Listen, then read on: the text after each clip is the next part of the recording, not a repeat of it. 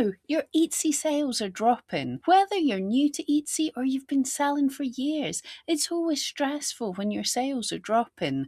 The hardest part is not knowing why it's happening or what, if anything, you should change. So in this video, I'm going to walk you through the most common reasons Etsy sales dip and how to figure out which one applies to your shop. That way, you're not guessing and you're not making changes that could actually hurt your shop. By the end, you'll have a clearer way to work out what's going on and what, if anything, is worth taking action on. Let's start with the first things first.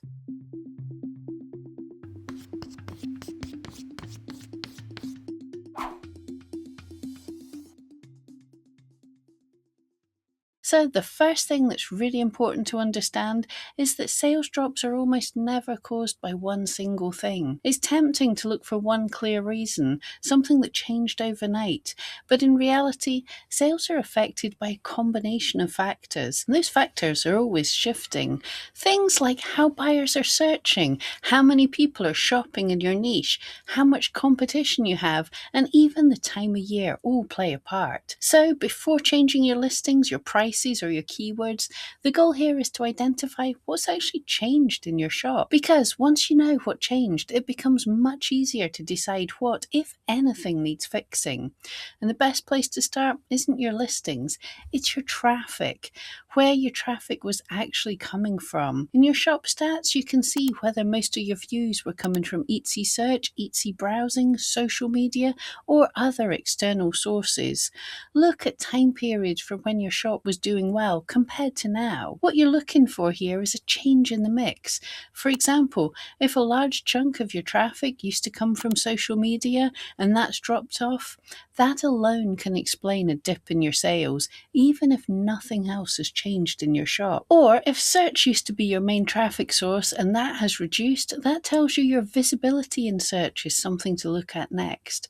Once you know which traffic source has changed, you know where to focus instead of trying to fix everything at once. If Etsy search used to be one of your main traffic sources and that's where you're seeing the drop, next thing is to look at demand. In other words, are people searching for the same things they were before? Buyer searches change over time. Some keywords become more popular, some slow down, and many are seasonal. So even if your listings haven't changed, the number of people searching for certain terms might have.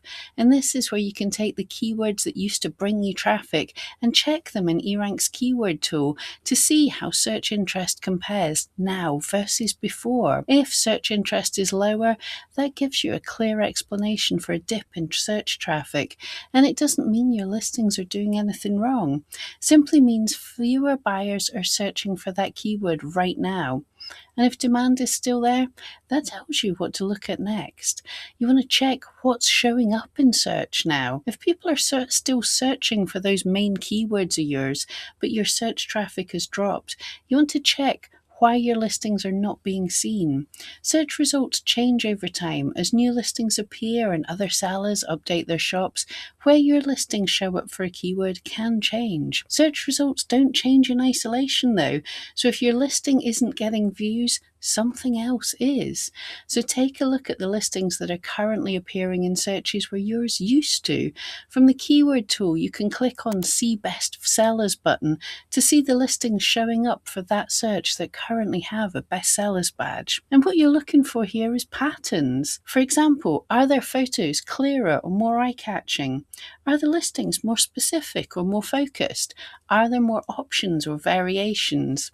Are the prices sitting in a different range? This step is about understanding how this competitive landscape has shifted, because once you can see what buyers are being shown now, it becomes easier to decide whether your listing needs a refresh or whether it's simply a more competitive space than it used to be. Once you've looked at what's showing up now in search, the next thing is to consider pricing. Buyers' expectations don't stay fixed.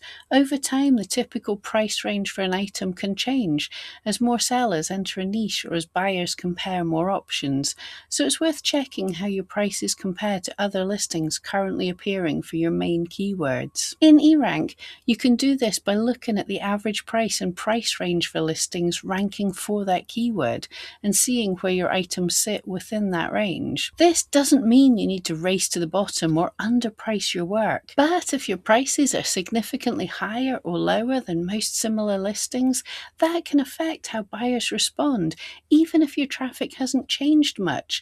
It may be that the buyer expectation when they search for that keyword is for a different quality of item, but that a slightly different keyword might attract higher paying customers. This step helps you understand whether pricing might be influencing conversion if you are positioning yourself in front of the wrong customers with your keywords. And consider timing and seasonality. If traffic, demand, and competition all look broadly in line with what you'd expect, the next thing to factor in is timing. Most products on Etsy are seasonal to some extent. That means sales naturally rise and fall throughout the year, even when nothing in your shop has changed. What often catches sellers out is comparing a slower period to a past high point, especially if that high point was during a peak season. This is where it helps to look at longer time frames and search trends for your main keywords, so you can see whether this dip lines up with a normal seasonal slowdown.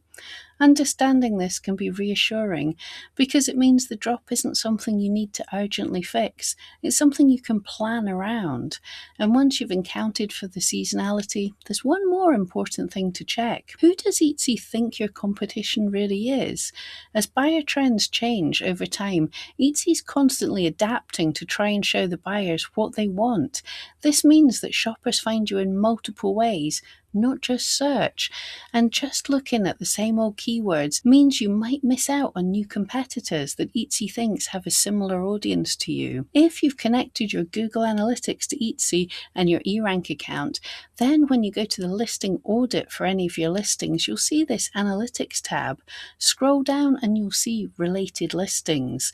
These are the listings that a buyer was looking at on Etsy, and then from those listings they came directly to your listing through a suggestion from Etsy. In here you might see some potential new competitors to follow who sell similar but different items.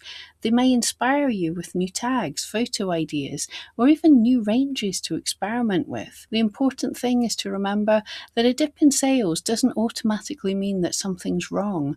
Most of the time it's a signal that something's changed, whether that's traffic, demand, competition, or timing. By working through these checks in order, you're no longer guessing, you're using real information to understand what's happening in your shop and decide if anything is worth acting on. And often, the right response isn't to rush in and change everything. It's to keep an eye on the data, make small, thoughtful adjustments, and give them time to work.